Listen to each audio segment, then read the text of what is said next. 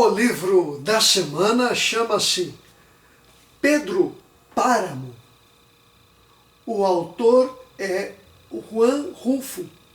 O livro foi publicado pela José Olímpio, do Rio de Janeiro. Esta 9ª edição é de 2023 e o livro tem 176 páginas. Este é o único romance de Juan Rulfo. Além de Pedro Páramo, Rulfo publicou apenas mais um livro de contos, Chão em Chamas. Somando-se tudo o que Rulfo escreveu como roteiro para cinema, notas para conferências e poemas, teremos 440 páginas. O autor morreu aos 68 anos, depois de passar os seus derradeiros anos de uma vida frágil na mais sombria solidão, encerrado em um apartamento de um prédio de esquina no bairro de Guadalupe, na Cidade do México. O silêncio, após a publicação dos contos, em 1953, e do romance, em 1955, é inexplicável. O próprio Rulfo dizia que eu tinha o voo, mas cortaram as minhas asas. Perdi. E ele jamais explicou quem lhe cortou as asas. Mas somos obrigados a reconhecer que este gigante do silêncio foi o maior escritor mexicano do século XX e um dos maiores escritores latino-americanos de seu tempo. Foi dono de técnicas de escrita especialmente audazes e modernas. Nada levaria a supor que Rulfo poderia se transformar neste imenso escritor.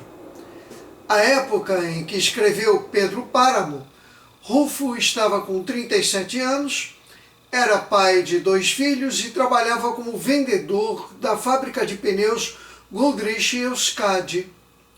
Antes fora funcionário do Serviço de Imigração e antes ainda vendedor ambulante de uma fabriqueta de pulque, uma fulminante bebida feita a partir de um tipo de cacto.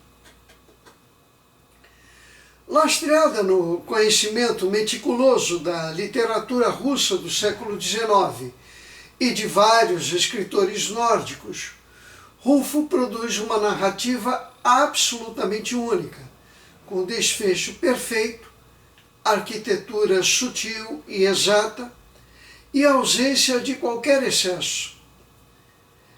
A ambiência é de névoas em que o tempo se faz e se desfaz. Também é o de almas penadas que convive com aqueles que enfrentam a violência de uma vida pautada por uma ordem social asfixiante, invencível, mas onde ainda existe poesia. O enredo é conciso.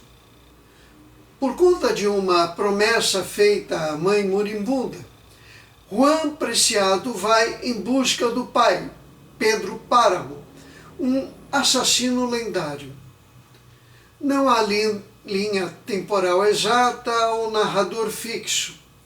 Custa-se a perceber que o narrador inicial, Juan Preciado, não está falando ao leitor, mas sim com outro personagem do livro, a afinada Doroteia, e que os dois estão mortos.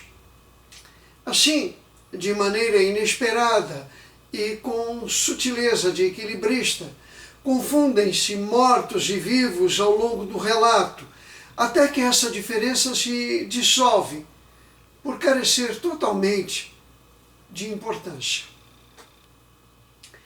Este livro trafega em outro mundo feito por mosaicos que, surpreendentemente, se encaixam para alcançar a perfeição final. Por que Juan Rulfo não escreveu outros livros? Talvez porque quando nada há de novo a ser dito, mais vale o silêncio. E o que foi dito neste livro é suficiente para valer a pena para sempre. Retiro um trecho aleatoriamente pensado de Pedro Páramo para demonstrar isso. Faltava muito para o amanhecer. O céu estava cheio de estrelas, gordas, inchadas de tanta noite. A lua havia saído um pouco e depois tinha ido embora. Era uma dessas luas tristes que ninguém olha, que ninguém faz caso. Ficou um tempinho lá, desfigurada, sem dar nenhuma luz, e depois foi se esconder atrás dos morros. Estamos diante de um livro inesquecível.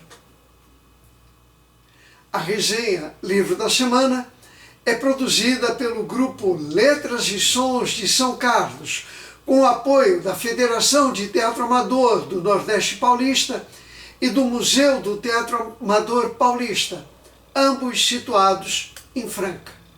E eu sou o professor Ney Vilela. Fiquem, amigos, com o meu abraço.